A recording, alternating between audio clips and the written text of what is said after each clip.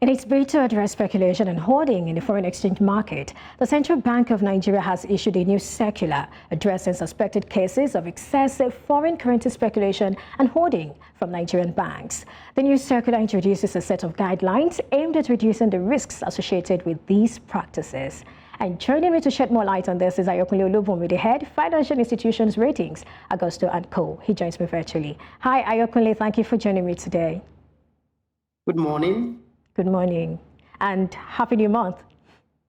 I wish you the same. All right. Well, the CBN has expressed its displeasure with the growth in foreign currency exposures of banks. My first question to you would be, should this bother the CBN, saying that banks also have a prerogative to hedge against currency risk in periods of severe, currency fluctuations like we have at this moment? Thank you very much for that question.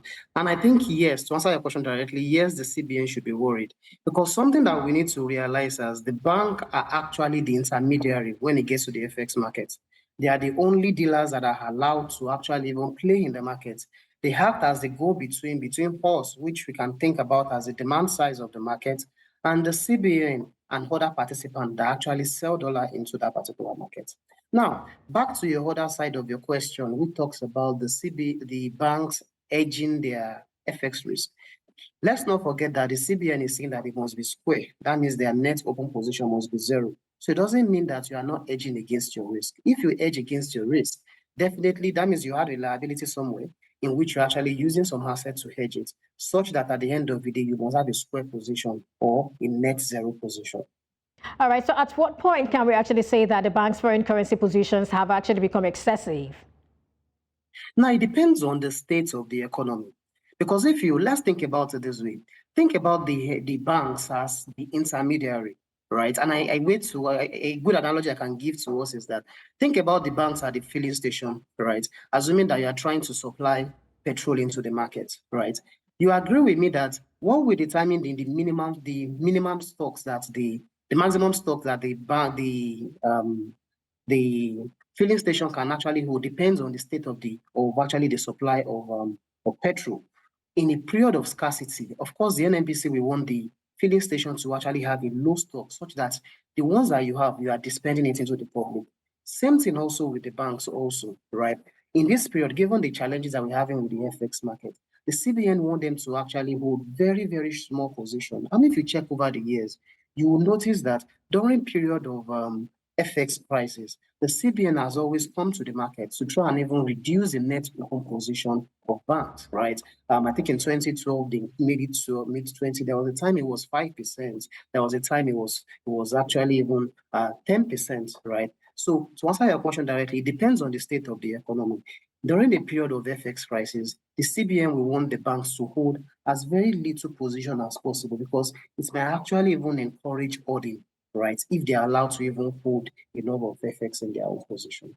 I get your drift now, but then there are prudential and other requirements that this circular actually proposes. For example, it's saying that let's begin with the prudential requirements now. That includes that the net open position, which you also alluded to, the limit of the overall foreign currency assets and liabilities, taking into cognizance both those on and off balance sheet should not exceed 20% short or 0% long of shareholders' funds unimpaired by losses using the gross aggregate method. Now, banks whose current net open position exceeds 20% short and 0% long of their shareholders' funds unimpaired by losses are required to bring them to the prudential limit by February 1, 2024. That is today. Now, that means they have 24 hours to do this. First, what do you make of this? Yeah, I think something else that we need to appreciate is that before the CBN come out to some of this circular, let's not forget that they actually have the overall helicopter view of the economy, what is happening in the FX markets. And if you notice, since from Monday and yesterday, they've issued like 3 or 4 circulars that has to do with our market.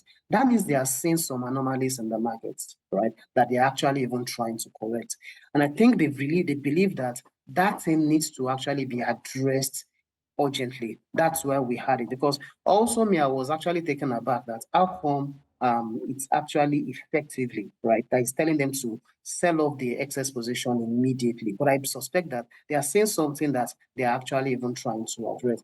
But having said that also, I believe that the banks that have, because to be fair to some banks, they might have some assets that are not as liquid that you can't even sell as fast as possible. I anticipate that some of them will actually even reach out to the CBN, ask for forbearance to be able to actually even meet the forbearance and time extension for them to actually meet this particular regulation. Let me put this to you directly. Do you think that the banks could be culpable in one way or the other in, probably fueling speculation and even hoarding? I don't think it's something that I think it's something that is possible, right? From the feelers we've been hearing in the market, right? It's something that's actually been happening. And the circular that we saw on Monday actually even made with some of the things that we've been hearing, saying that there are 2 checks, right, and what have you. And we've seen 1 or 2 instances of seen some sharp practices within the banking industry. So yes, I think some of the banks are actually even culpable in this.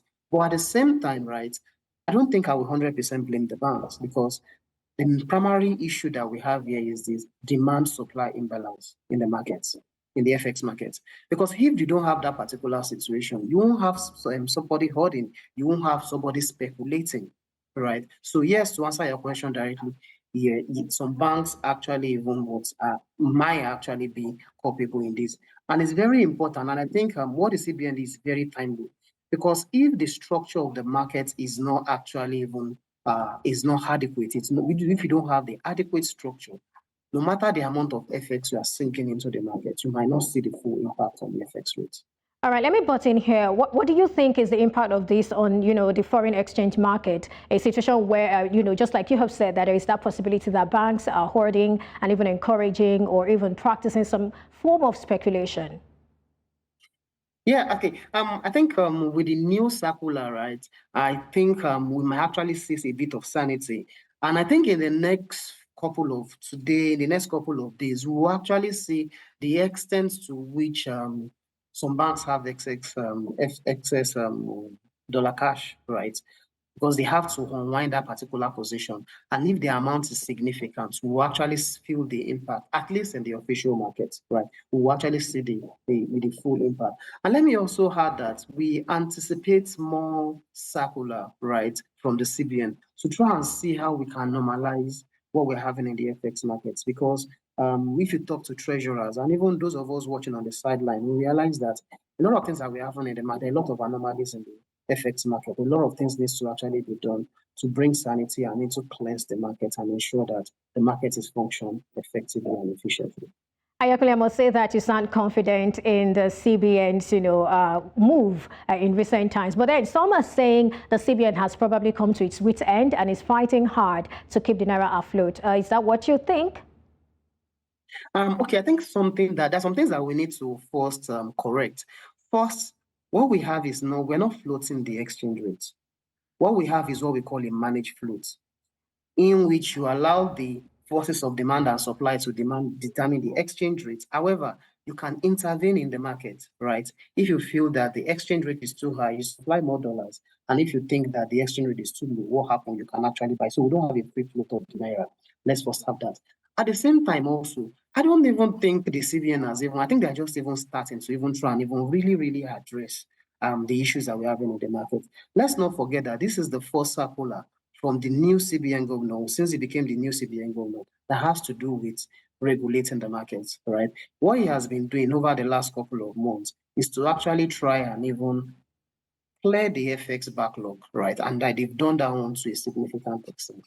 And I think some of us, we need to appreciate the extent of the issues that we have. It's a very, very bad situation that we are in.